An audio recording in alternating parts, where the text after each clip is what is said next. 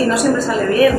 En el caso de Cifuentes, por ejemplo, invertimos mucho esfuerzo, muchas personas, y fue un tema que sale adelante. A veces te dan pistas que son pistas falsas, o hay personas que se creen que tienen un temazo y cuando empiezas a investigar igual tardas una semana, 2 o 3 y no se ha pasado a diario.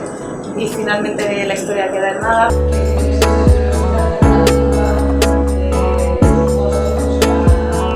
El meu director exercia de pare de frontó davant aquestes expressions polítiques en el tema de l'accident del metro que a mi no m'arribaven.